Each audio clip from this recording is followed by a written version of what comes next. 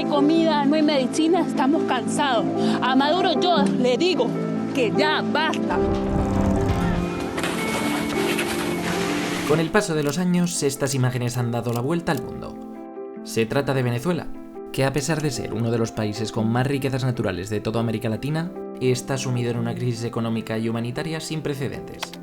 Actualmente, el país tiene la mayor tasa de inflación del mundo, provocando que la mayoría de la población apenas tenga acceso a bienes básicos como comida o medicinas.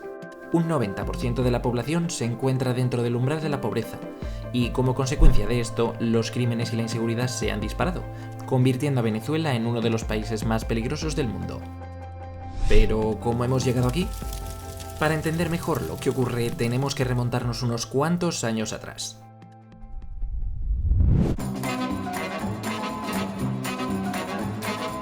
En la década de los 70, Venezuela tenía una economía boyante, fruto en su mayoría de una sola cosa, el petróleo. Así es, Venezuela tiene las mayores reservas de petróleo del mundo, y eso significa dinero. Con el precio del crudo en aumento hubo enormes inversiones en el país, se gastaron centenares de millones en infraestructuras, salarios. Sin embargo, toda esta prosperidad era ficticia. Gran parte de su economía dependía del precio del crudo, y cuando este cayó, todos los cuerpos de seguridad se encuentran en la calle. Envuelto en una ola de violencia que tras varios días... El ejército salió a las calles a apoyar a la policía. A mediados de la década de los 80, todo estalló. La deuda externa, la inflación, los problemas de corrupción, la fuga de capital y, sobre todo, la caída del precio del petróleo hicieron que el país se viese sumido en una enorme crisis.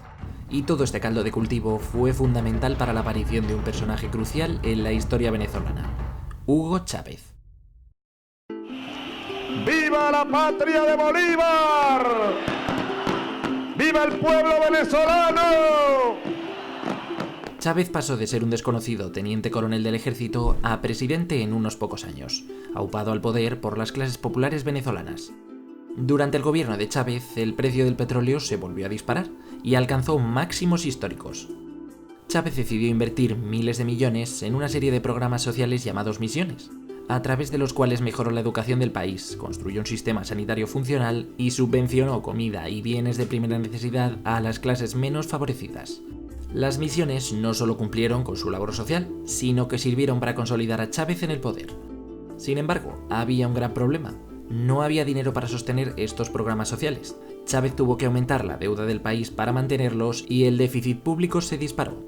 Además, en vez de diversificar la economía para contrarrestar la dependencia del petróleo de Venezuela, Chávez hizo lo contrario. Así que, cuando Nicolás Maduro se hizo cargo del país tras las elecciones de 2013, Venezuela era una bomba a punto de explotar.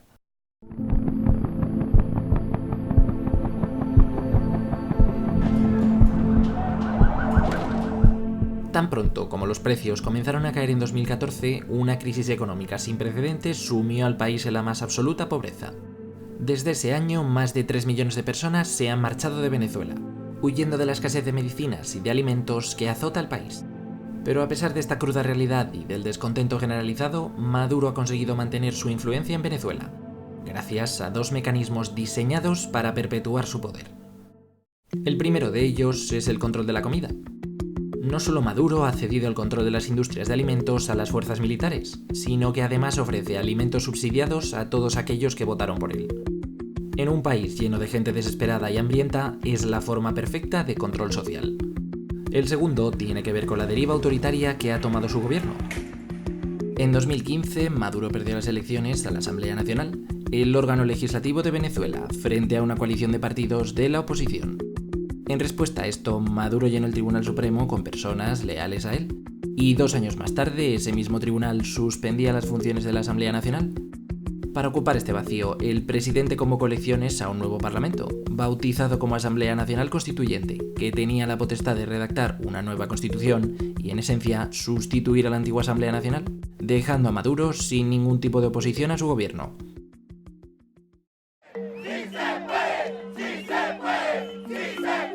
¡Juro!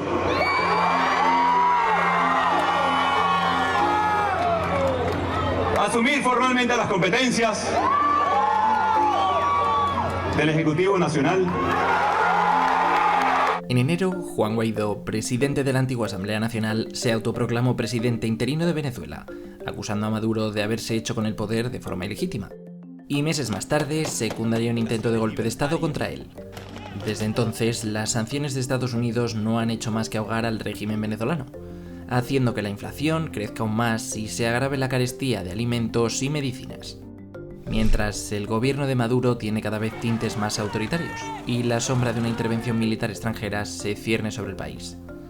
Nadie conoce cómo acabará todo esto, pero lo que sí sabemos es que será el pueblo venezolano el que sufra las consecuencias.